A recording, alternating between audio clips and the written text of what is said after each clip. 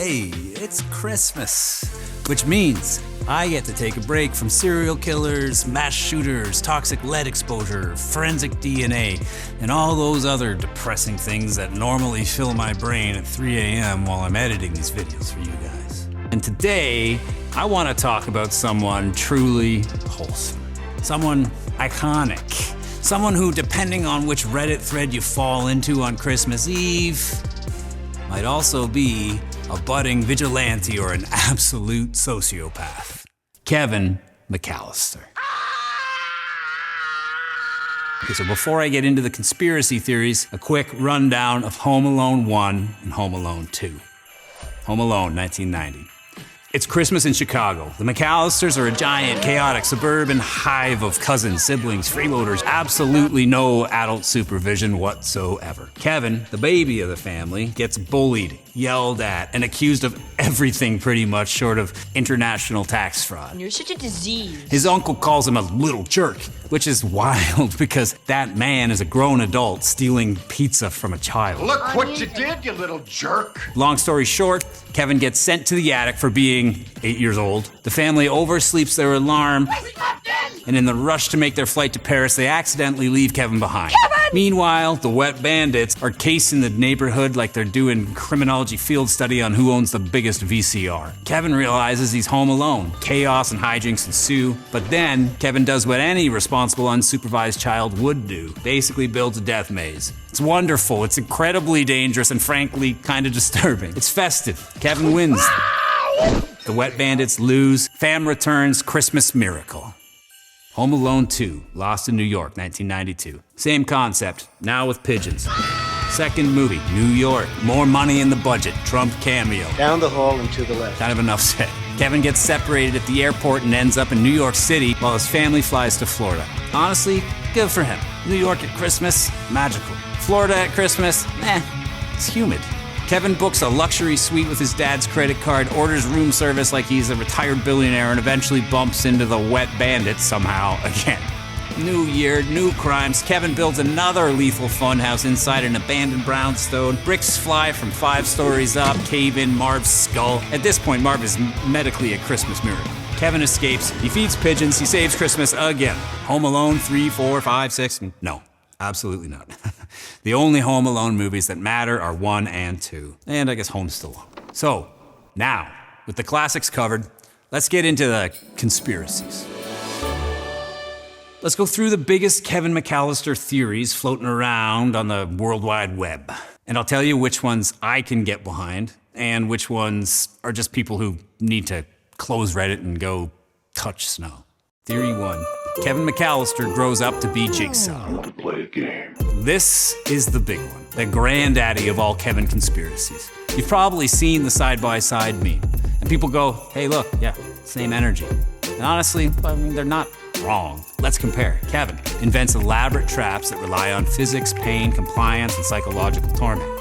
Jigsaw invents elaborate traps that rely on physics, pain, compliance, and psychological torment. Kevin leaves cryptic notes, laughs while his victims fall for his designs, watches them suffer to teach a lesson. Jigsaw, same, but with more blood and fewer Christmas ornaments. Do I believe it? No. Does the energy match? Yeah, absolutely. Theory 2. Wet bandits should have died 47 times. Yeah, okay, this isn't really a theory, more like medical reality. Trauma surgeons, real ones, have commented on Home Alone traps and said that Marv's brain swelling from the bricks would be catastrophic. Harry's skull would have melted from the blowtorch long before he made it to the toilet. Both men would have broken ribs, collapsed lungs, fractured vertebrae, and internal bleeding from every single fall. Basically, Kevin isn't defending his house. Kevin's committing one prolonged homicide in installments. Do I get behind this theory? Yeah. Am I okay with it? Also, yes. It's Christmas.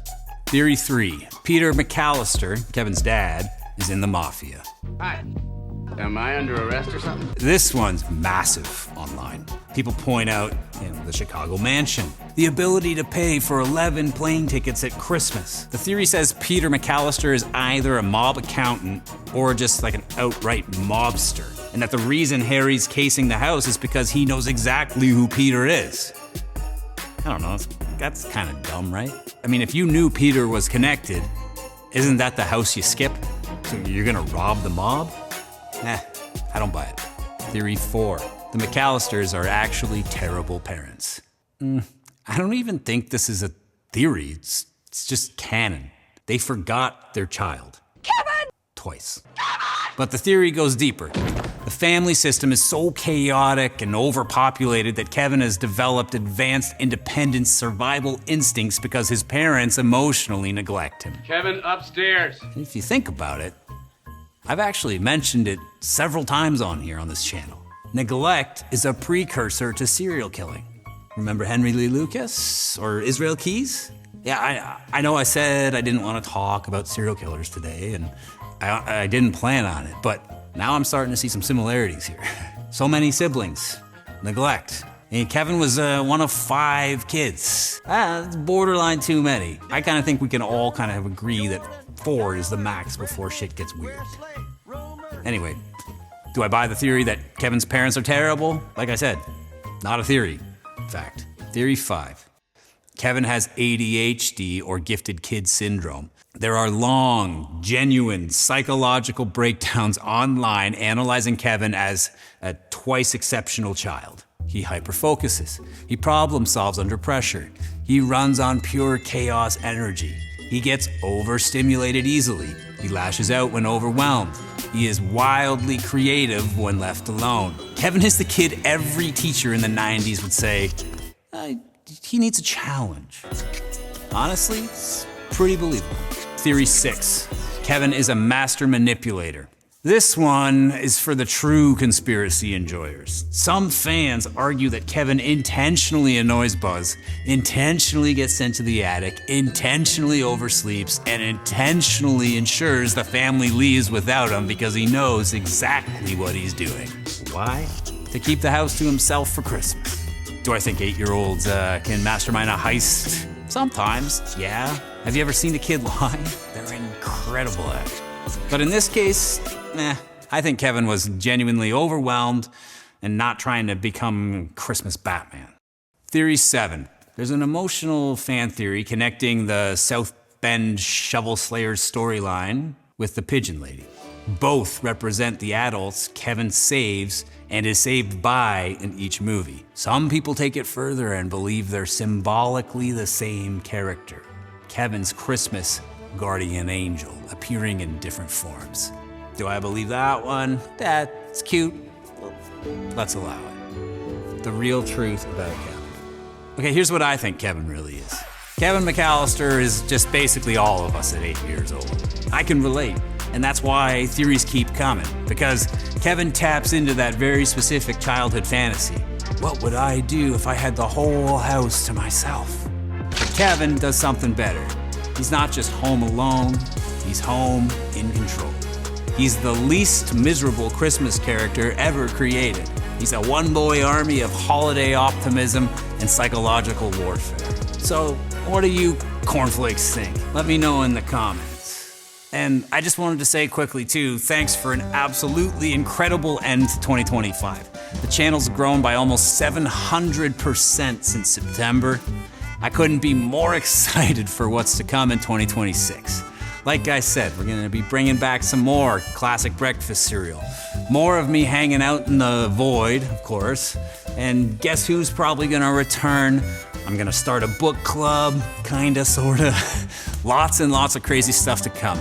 Thanks for being here with me. Wherever you are, whoever you are, I'd like to wish you and yours a very, very Merry Christmas and a Happy New Year. See ya in 2026.